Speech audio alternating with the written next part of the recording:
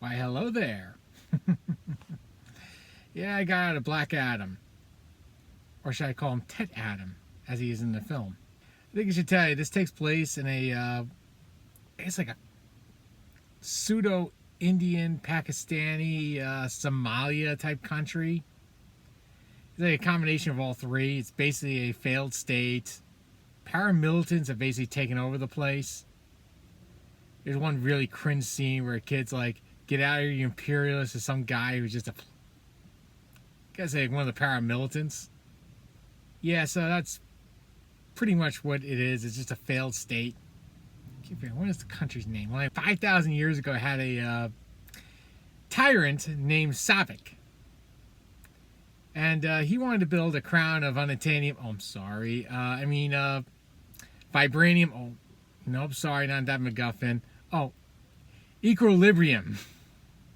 Are they running out of names for this precious metal that you mined? Yeah, and apparently 5,000 years ago, they were very good at doing strip mining, weren't they? I guess they must have forgotten about it for 4,000 years. Yeah, they were doing strip mining 5,000 years ago. Let's see other stupid things out there. My favorite part is that there's a crown in the middle of a room in an unprotected cave. Pretty much out in the open. Anybody can find it and take the stupid crown of the MacGuffin. Then all you have to do is sit in the Iron Throne. Oh, I'm sorry. Just the throne. Yeah, this film's got a lot of tropes going on on it. It's kind of just a classic superhero film. Basically DC, where gods are trying to be men. Ted Adam was the guy who was sent to basically defeat Savik.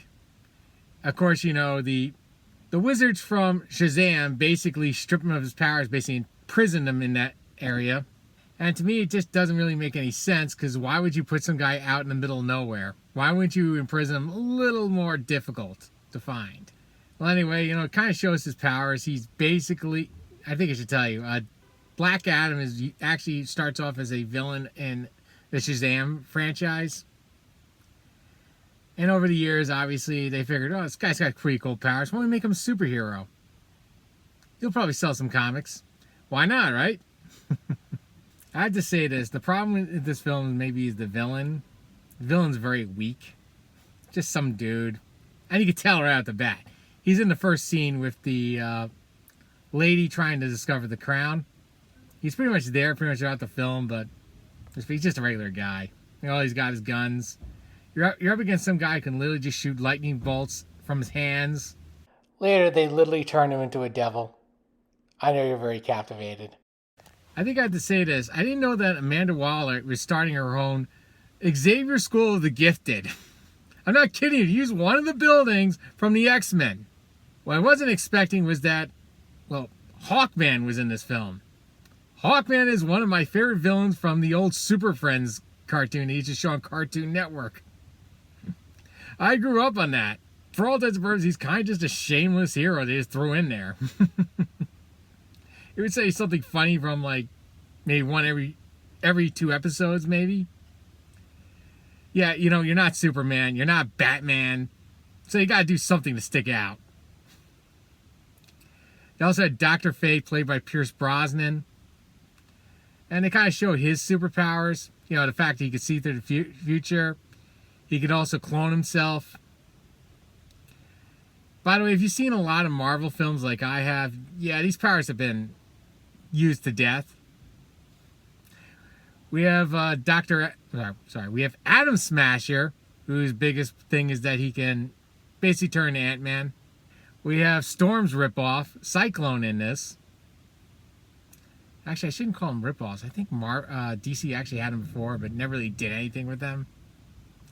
Because, let's face it, you had Batman and Superman and Wonder Woman, and the rest are just kind of when it comes to event comics, they're really nothing more than cannon fodder. But I have to say this, when we actually got action, it was actually pretty good. It was very entertaining. I cannot not say that. The Rock really got back to being the Scorpion King again. From the Scorpion King movie. Not the Mummy 2. I'm pretty sure that Uncanny Valley, Rock-Headed Scorpion is probably going through your head when I said that.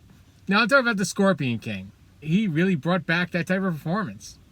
Although don't worry, my favorite immortal character to you is Skipper Dan.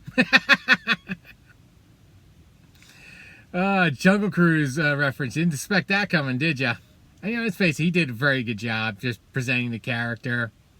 Dr. Fate said they had to sacrifice one of them so they can actually win. Take a guess who actually was sacrificed.